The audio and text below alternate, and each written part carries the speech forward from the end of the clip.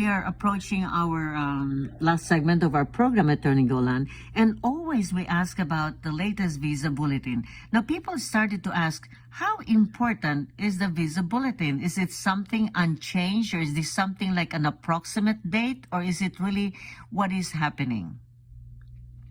The visa bulletin is my Bible. Uh-huh. It is it's a holy book. Why? Because in all my years of immigration practice, I didn't know about any case where somebody was jumped ahead in line over his priority date. I see. The Department of State controls those numbers very, very strictly. Very, very strictly. And it is very important. Now, sometimes the dates move fast, sometimes they move slowly, sometimes they move backwards, they slip back, also happens.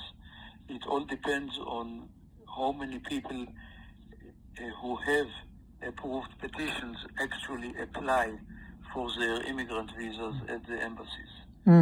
Because quite a few people may have an approved petition and never apply. Either because they lost interest, or because they immigrated in a different way, or they went, instead of coming to America, they went to Australia. Okay? But we wait every month, we wait for the publication of the visa bulletin and really watch it very carefully. So in your observation, Attorney Golan, for the visa bulletin, what has been the most that has not really moved? Is there any type of visa that has really moved so slowly, generally? It is petitions for brothers and sisters. Yes. And it makes sense because there are more brothers and sisters than any other kind of relationship. Right.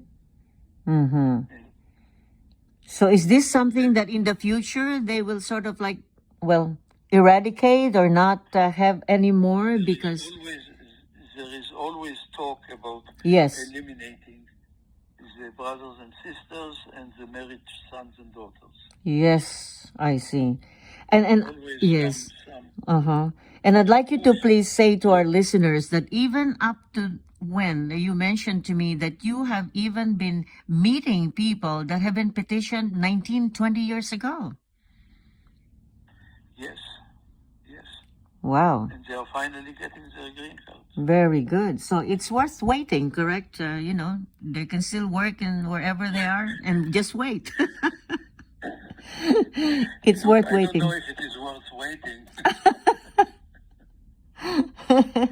Okay. All right. The visa bulletin for which month, Attorney Golan? For the month of January. Okay. F1, which is the family one, which is for adult unmarried sons and daughters of American citizens, is back to March 2012, about 10 years delay. F2A, which is for spouses of immigrants and minor unmarried children of immigrants, is open. So if somebody marries a green card holder, they are, in theory at least, able to get a green card right away. F2B, which is for adult unmarried sons and daughters of immigrants, is going back to 2011, to October 2011. And F3, which is for married sons and daughters of American citizens, is going back to June 2002. And F4, which is for brothers and sisters of American citizens at any age, married or unmarried, is going back to August 2002, which is at least 20 years delay. Wow. All the employment-based categories are open. Wow, that's wonderful news. Employment category. That's beautiful. By the way, last minute question, Attorney Golan. Someone was asking about the outstanding ability, the program for for someone who is an artist and is a painter, and he says that he's very well known, you think he can apply for this particular O visa? O visa is a temporary working visa. Maybe he can, maybe not, but he can also apply for a green card in the EB1. EB1, I see. If he is really such an outstanding person like he believes he is, yes, this is not easy to show that you are outstanding. I mean, you maybe your mother thinks you are outstanding, but not if she's not working for the immigration authorities. That's right. All mothers feel their children are outstanding, correct, Attorney Golan? That's right. Yes. Well, that's the visa bulletin. It sounds encouraging, not much change, but at least, you mentioned about employment. So there will be chance for seasonal workers program, Attorney Golan? This is completely outside of this visa bulletin because seasonal workers go under a temporary working visa. I see.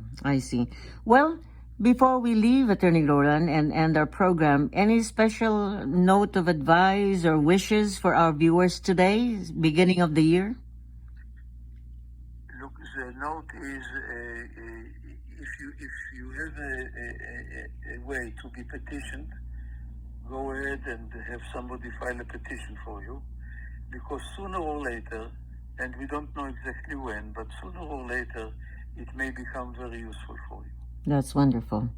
We thank you so much once again, Attorney Golan, for your generosity, giving us the time to be able to answer issues of concern about immigration. We thank you so much, and we wish you all the best thing in the world. Continued good health and many blessings to come. Happy New Year. Same to you. Bye-bye. Thank you very much, and goodbye. You have heard from Attorney Jack Golan of Hopkins, Shamir, and Golan Law Offices on Immigration Update on there. In the meantime, this is AWEE ABAYARI. Thank you so much for your patronage and your support, watching and listening to our program. You can always call Attorney Jack Golan at 213-383-3222 and send your questions so we can ask those questions in our next program, Immigration Update on there. AWEE once again saying goodbye for now. Thank you so much for watching. May God bless you always.